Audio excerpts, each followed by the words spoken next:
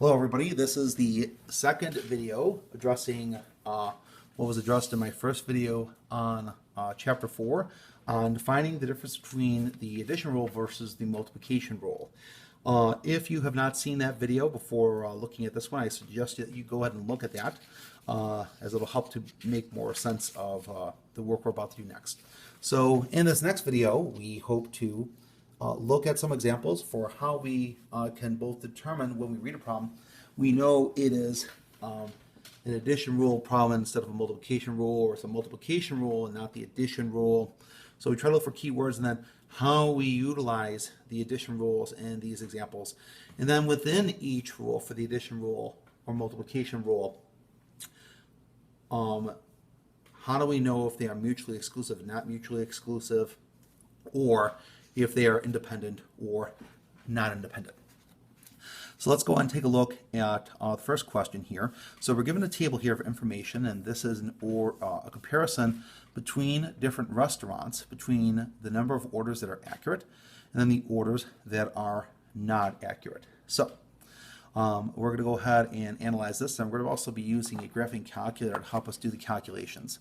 So before I go on with this, the first thing I'm probably going to want to do is I want to know what the total number of outcomes are, and that I'm going to just do by adding up all the numbers. So you'll see I did that from the previous work, and I'll just kind of compare that quickly.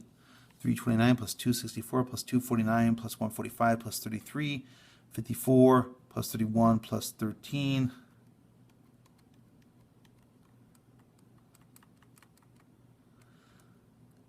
Let me just, let's see. I think I did that correctly, so I'm going to say it's 118. Okay, so we're going to take the total number of outcomes here. So the total of all these numbers is going to be 1118. And we're going to need that for computing the probability. So let's go ahead and read the first one and pick this apart. It says, if one order is selected, find the probability of getting food from McDonald's or Wendy's. So when we're reading this, we're looking at if one order is selected. So what we're talking about here, that this is one trial. Okay. Then when we look at that trial, what are the two events taking place here? We get food from McDonald's, or we're getting food from Wendy's. Okay. So let me go ahead and write a probability statement of that. So what we're looking at here is we're looking at the probability of getting food from McDonald's or Wendy's. So we'll have M being getting food, the event that we're getting food from McDonald's, or W being the event that we get food from Wendy's. Okay, so so how do we write this using the rule? So this would be the probability of getting food from McDonald's plus the probability of getting food from Wendy's minus the probability of getting food from McDonald's and Wendy's. Okay, so that's just applying the general addition rule, because we're looking at two events. We're looking at one trial, two possible events, and we want to know, do these events have any common outcomes? So let's just take a look at the probability of getting food from McDonald's. So we know that in the bottom this is going to be 1118. And then the probability of getting food from McDonald's is going to be 329 plus 33. That's going to be equal to 362. Probability of getting food from Wendy's, 249 plus 31. That's going to be 280 divided by 1118. And if we look at these, we have this column here, and we have this column here, and we find they have nothing in common. So if you're looking at one person getting like an order, okay, they can't get it from McDonald's and Wendy's at the same time. So the probability of getting food from McDonald's and getting it from Wendy's, that's equal to 0. Because you can't do both of those at the same time. So because this is equal to 0, we can say that these are mutually exclusive or disjoint. So we're going to say that this is disjoint. Okay, so this is an example where they are in fact mutually exclusive. So to get this, all we're going to do now is we're going to take 362 divided by 1118. Then we're going to take 280 and divide by 1118. And we can subtract 0 from this. And when you're doing this in your calculator, just a little helpful rule of thumb, you want to put everything in parentheses. So let's go ahead and, oops, let me clear all that. All right, hold on. Okay, then we'll have parenthesis 362 divided by 1118 plus 280 divided by 1118. Add that together, and as a decimal, we're going to get 0.574. So this will all equal 0.574. Okay, so another example. So we're going to go through an example here of when they are not mutually exclusive and see what that looks like on the table here. So if one order is selected, find the probability of getting an order from McDonald's or an order that is accurate. So what's the probability statement going to look like here? The probability that we get it from McDonald's or the probability that it is accurate. So this is going to be P of M plus the probability that's accurate minus the probability of getting an order from McDonald's and that it's accurate. So we're going to calculate each of those probabilities to the side and then show the work here. So the probability of getting it from McDonald's, okay, we already have that. Again, that's going to be 362 over 1118. That's going to be this column here. The probability is accurate. We're going to look at a row here to get this.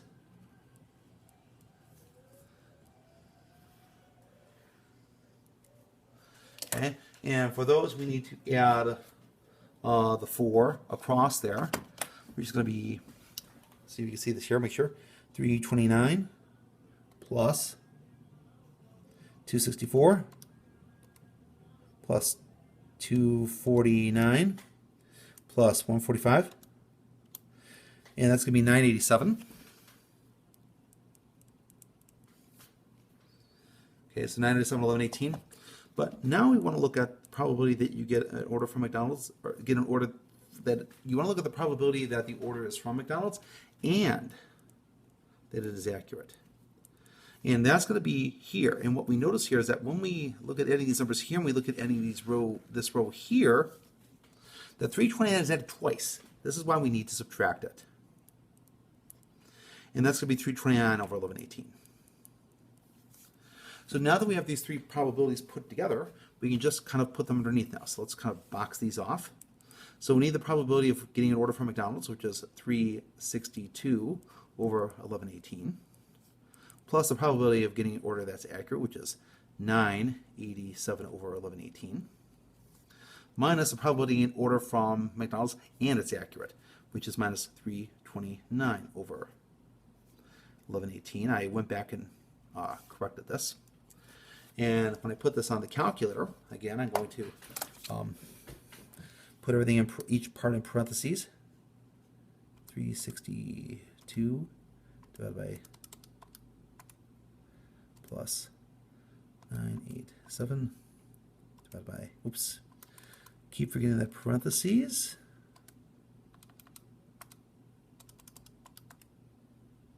Minus parenthesis 329 divided by, and hit the enter button, and we see it's going to be 0.912. So one thing nice about these calculators is that they can do all the calculations in one foul swoop. Okay, so those are one example of each, in which, in the case of the application of the addition rule, we have a trial that has that is disjoint, and we have one trial that is not disjoint or mutually exclusive. Okay, we're going to look at the same table here, and we're going to consider two questions. One in which we use the multiplication rule on both of these, but we're going to consider one example where there is independence and one where there is not. And the key phrase that you're usually going to look for is going to be whether it has replacement, whether it doesn't. As a general rule, what I'll tell students, if you have multiple trials in a question, and if they don't specify that these are independent, then you can usually assume that it's without replacement. The only exception to that is when the numbers are exceptionally large, in which case you can assume independence because the chance of picking the person again is less than 5%. But that you would have to confer with your statistics instructor to see how specific they are to that and the circumstances for that. All right, so let's go ahead and take a look at these questions here. So it says here, if two orders are selected, find the probability that they are from Taco Bell. Okay, and then we're going to assume with replacement here. So we talk about two orders selected. So here we're talking about two trials. And because we're talking about two trials, we should know immediately this is going to be the multiplication rule. Okay, so it says find the probability they are both from Taco Bell. So we want, for this one, we want the probability that the first order is from Taco Bell and the second order is from Taco Bell. So how do we apply the rule here? Now this one's a little tough because we have the same letter for this going on here.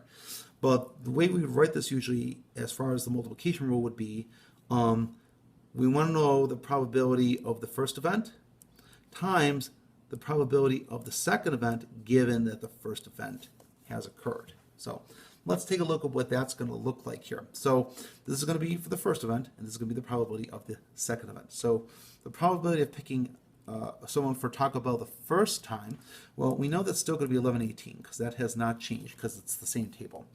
So the number of people who ordered Taco Bell the first time with replacement, that's going to be 145 plus 13.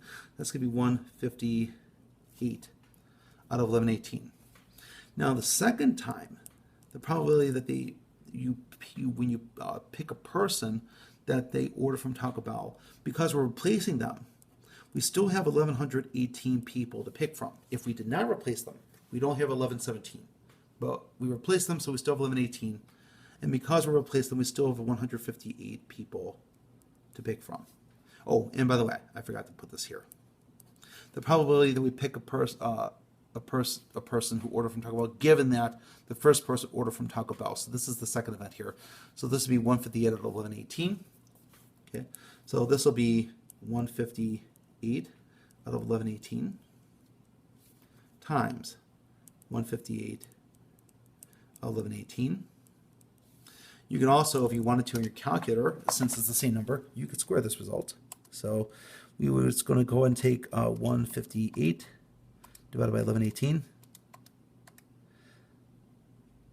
And let's see here. And I get 0.01. Now, 0.0199, be careful of that result because this is a 9 here. That's going to cause some rounding. So when you round this properly, it's going to be 0.020. Okay. So let's go and take a look at what the second one looks like when there's without replacement. So if two orders are selected, find the probability that they are both from, that should be O2 each, from Wendy's. So let's go ahead and take a look at Wendy's now. So in this case, the probability of ordering from Wendy's and Wendy's, that's going to be equal to the probability of ordering from Wendy's the first time times the probability that they order from Wendy's the second time, given that someone else was picked that also ordered from Wendy's. And again, without replacement. So the probability that they order from Wendy's the first time, well, we know that this is going to be 1118. 249 plus 31, that's going to be 280. Okay. Now, we don't replace this person. So what happens when we don't replace the person is two things change now. First off, the number is no longer 1118, it's 1117. The second thing is we no longer have 280 people to pick from because we haven't replaced them. We only have 279 people to pick from. So there's a change in the probability. Not a significant change, but there is a change. So we're going to go ahead and put these two numbers in. And this is going to be 280 divided by 1118 times 279 people divided by 1117. And we'll see if there's a big difference. Probably not a huge difference, but slight difference probably. So 280 divided by 1118 times 279 divided by 1117 .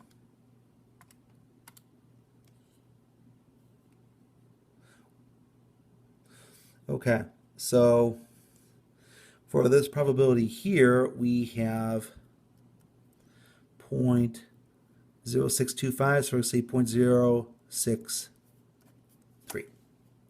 Okay, so just one more note I want to add to this. So you'll notice here that 2 orders are selected. This represents 2 trials. So what are some key things I want to emphasize again here? So the focus of this lesson was to both explain how we determine when to apply the addition rule and the multiplication rule, and then when applying the addition rule, how do you determine if events are mutually exclusive or not mutually exclusive? And then finally, when applying the multiplication rule, how do we determine if 2 trials are independent or not independent? I hope that this use and comparison has been helpful to you, and you may email me or message me on YouTube if you have any questions. Thank you.